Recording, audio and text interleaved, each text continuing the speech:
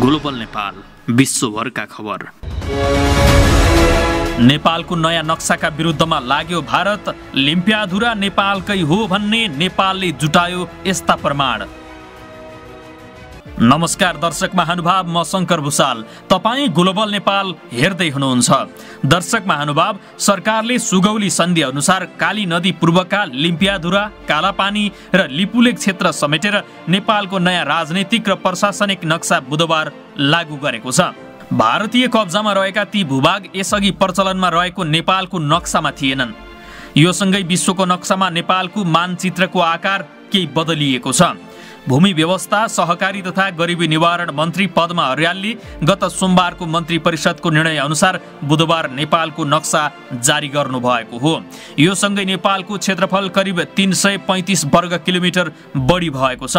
यसअघि नेपालको भूभाग 1,47,181 वर्ग किलोमिटर मानिँदै आएको थियो। नेपालको नयाँ नक्सामा लिम्पियाधुरा माथिबाट बग्ने काली नदी पूर्वका गुन्जी, नाभी, कुटी लगायतका भूभागहरू स्पष्ट देखिनेछन्। नेपालको औपचारिक क्षेत्रफल कति हुने भन्ने बारे प्राविधिक अध्ययन भइरहेकाले 1-2 दिनमा औपचारिक जानकारी गराइने मन्त्रालयले जानकारी दिएको छ। सन् 1816 मार्च 4 मा तत्कालीन इस्ट इन्डिया कम्पनी र नेपाल सरकार बीच भएको सुगौली सन्धिमा काली नदी र त्योभन्दा पूर्वको भूभाग नेपालको हुने उल्लेख थियो। तर भारतले लिपुलेक नजिकबाट बग्ने लिपु खोलालाई काली नदीको मुहान दाबी गर्दै त्यसभन्दा पश्चिमको भूभाग कब्जा गरेको थियो। कालापानीमा 2018 सालमा भारत चीन युद्धको बेलादेखि भारतीय सेनाको क्याम्प खडा गरिएको थियो। त्यही क्षेत्रमा भारतले एकतर्फी सडक निर्माण गरी उद्घाटन गरेपछि नेपालले पनि आफ्नो भूमि समेटेर नक्सा जारी गर्ने निष्कर्षमा पुगेको हो। भारतले पुरानो नेपाली नक्सामै समेटिएको कालापानी क्षेत्रको 60 वर्ग किलोमिटर भूभाग समेत आफ्नो कब्जामा लिएको छ। त्यही भारतीय सैनिकको क्याम्प छ। भारतले नेपालको उत्तरी सीमामा राखेका 17वटा सुरक्षा पोस्ट 2026 सालमा फिर्ता गर्दा कालापानीमा भने यथावत राखेको थियो। मन्त्री अर्यालले प्रचलित नक्सामा काली नदी पूर्वका गुन्जी, नाभी, कुटी लगायतका केही भूभाग समेटिएको नदेखिएकाले काली नदीको उद्गम स्थल लिम्पियाधुरासम्म देखिने गरी नक्सा जारी गरेको बताउनुभयो। गत सोमबार मन्त्री परिषदले नेपालको अद्यावधिक प्रशासनिक नक्सा तयार गरी प्रकाशन गर्ने र प्रचलनमा ल्याउने निर्णय गरेको थियो। तर 6 महिना अघि भारतले आफ्नो राजनैतिक नक्सामा नेपाली भूभाग पुनः देखाएपछि सरकारले त्यसको विरोध गर्दै आफ्नो तर्फबाट पनि नक्सा जारी गर्ने तयारी गरिरहेको थियो। नक्साका लागि जग्गा नापजाँच नियमावली बमोजिम समिति गठन गरिएको थियो। उक्त समितिले गत फागुन 11 गते छुटेका भूभाग समेटी नक्सा प्रकाशन गर्न सिफारिस गरेको थियो। संघीय संसदका विभिन्न समितिले पनि पटक पटक नक्सा जारी गर्न निर्देशन दिँदै आएका थिए।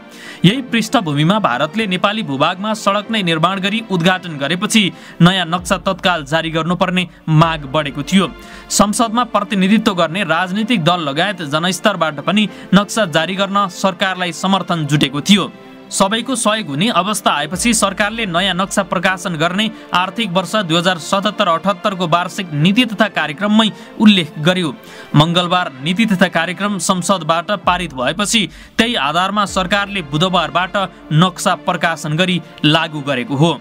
अब सबै सरकारी दस्तावेज एवं पाठ्यपुस्तकमा नयाँ संस्करण बमोजिमका नक्साहरू प्रयोग हुनेछन्।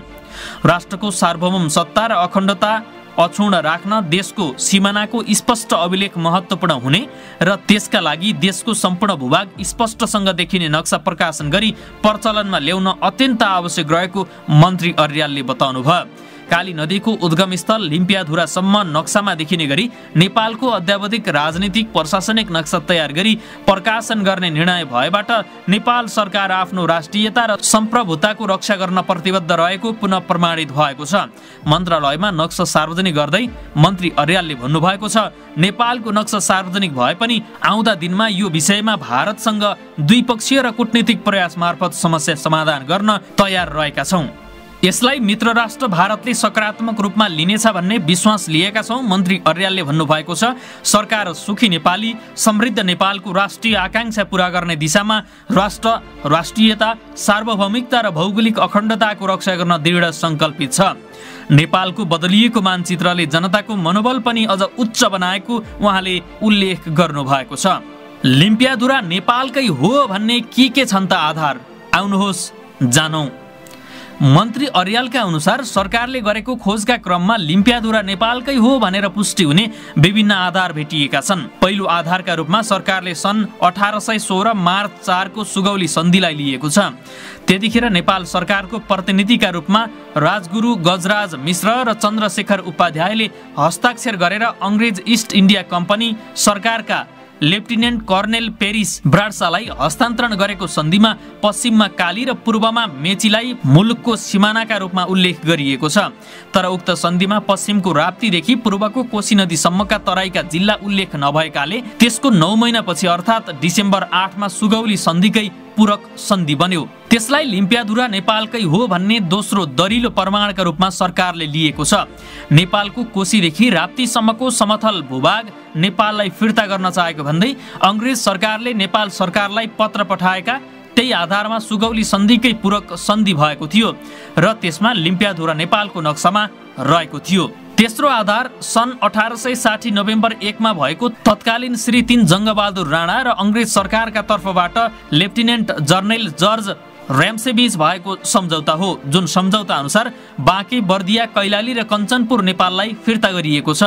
त्यसबेला तयार भएको नक्सामा पनि लिम्पियाधुरा छुटेको छैन। सन् 1875 जनवरी 7 मा दाङको डुडुवा क्षेत्रको सीमाङ्कन भयो, जसमा नेपालका तर्फबाट कर्णेल सिद्धिमान साहेब बहादुर राजभण्डारी र अंग्रेज सरकारका तर्फबाट कमिश्नर लेफ्टिनेन्ट जर्नल एन्ट्रीहुको संयुक्त आयोगले नक्साङ्कन गरेको थियो। उक्त नक्सामा पनि पश्चिम नेपालको लिम्पियाधुरा छुटेको छैन। 1816 मार्च 4 को सुगौली सन्धि, 1816 डिसेम्बर 8 को सुगौली सन्धिकै पूरक सन्धि, 1857 मा भारतले नै जारी गरिदिएको नेपालको नक्सा, 1860 नोभेम्बर 1 मा बाँके, बर्दिया, कैलाली र कञ्चनपुर नेपाललाई फिर्ता गर्न भएको सम्झौता, 1875 जनवरी 7 मा दाङको डुडुवा क्षेत्र सीमाङ्कन गर्दाको नक्साङ्कन, 1995 सालमा लिम्पियाधुरा क्षेत्रका नागरिकले बाली बुझाएको प्रमाण, 2015 सालको आम निर्वाचनको मतदाता नामावली, 2018 सालको जनगणना।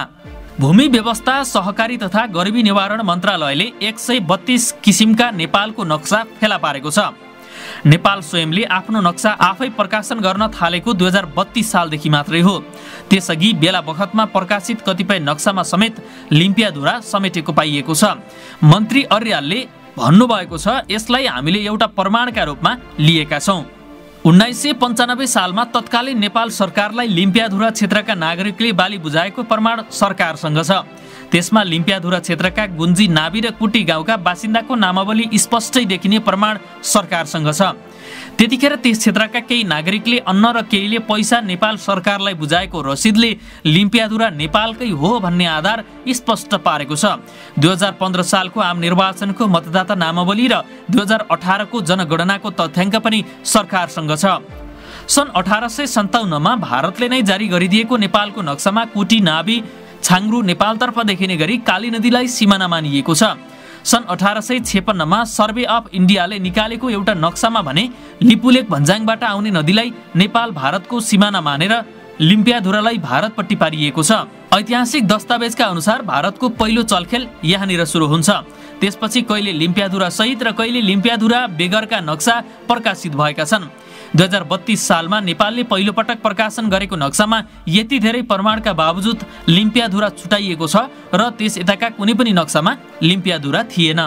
हामीसँग यसबाहेक अरू थुप्रै ऐतिहासिक दस्तावेज छन् जसले लिम्पियाधुरा हाम्रै हो भनेर प्रमाण छाडेका छन्। मन्त्री अर्यालले भन्नुभएको छ, सबैभन्दा महत्त्वपूर्ण कुरा हाम्रो भूमिका सम्बन्धमा नेपालका तर्फबाट अहिलेसम्म कुनै कमी कमजोरी भएको भेटिएको छैन। यता सरकारले नयाँ राजनीतिक र प्रशासनिक नक्साबारे संयुक्त राष्ट्रसङ्घ, UN लगायतका अन्तर्राष्ट्रिय संस्था र समुदायलाई पनि औपचारिक जानकारी दिने भएको छ। परराष्ट्र मन्त्रालय मार्फत अन्तर्राष्ट्रिय संस्था र समुदायलाई नेपालको नयाँ नक्साबारे जानकारी दिने तयारी गरेको छ। परराष्ट्रका एक अधिकारीका अनुसार भूमि व्यवस्था मन्त्रालयबाट औपचारिक रूपमा पत्र आएपछि अन्तर्राष्ट्रिय संस्था र आफ्ना कूटनीतिक नियोगबाट सम्बन्धित मुलुकहरूलाई जानकारी गराइनेछ। नेपालले औपचारिक रूपमै नक्सा जारी गरेपछि सबैले थाहा पाउँछन् नै, तैपनि जानकारी गराउनु उचित हुन्छ, ती अधिकारीहरूले भनेका छन्। यता भारतले नेपालले एकतर्फी रूपमा नयाँ नक्सा जारी गरेको भन्दै त्यो आफूलाई मान्ने नहुने प्रतिक्रिया दिएको छ। बुधबार नेपालले सार्वजनिक गरेको नयाँ नक्साका आधारमा प्रतिक्रिया दिँदै भारतीय विदेश मन्त्रालयका प्रवक्ता अनुराग कुमार श्रीवास्तवले नेपालले एकतर्फी रूपमा भारतीय भूमि आफ्नो नयाँ नक्सामा समेटेको आरोप लगाएका छन्। उनले भनेका छन्, नेपालले आज एक संशोधित नक्सा सार्वजनिक गरेको छ जसमा केही भारतीय भूमि पनि समेटिएको छ। यो एकतर्फी कदम हो र यो ऐतिहासिक तथ्य र प्रमाणमा आधारित पनि छैन। प्रवक्ता श्रीवास्तवले नेपाल भारत सीमा विवाद कूटनीतिक वार्ता मार्फत समाधान गर्ने द्विपक्षीय समझदारी भन्दा बाहिर गएर नेपालले कदम चालेको पनि बताएका छन्। उनले नेपालको कदमलाई कृत्रिम विस्तारको संज्ञा दिँदै भारतलाई मान्ने नहुने बताएका छन्। यस्तै प्रवक्ता श्रीवास्तवले यस विषयमा भारतको धारणाका बारेमा नेपाल राम्रोसँग परिचित भएको भन्दै अनुचित कार्टोग्राफिक दाबीबाट टाढा राख्दै भारतीय सम्प्रभुता र क्षेत्रीय अखण्डताको सम्मान गर्न नेपाललाई आग्रह गरेका छन्। उनी भन्छन्, हामीलाई आशा छ कि नेपाली नेतृत्वले सीमा विवाद समाधानका लागि कूटनीतिक वार्ताका लागि सकारात्मक वातावरण बनाउनेछ। नेपालले औपचारिक रूपमा बुधबार नक्सा सार्वजनिक गरेसँगै भारतले प्रतिक्रिया दिएको हो।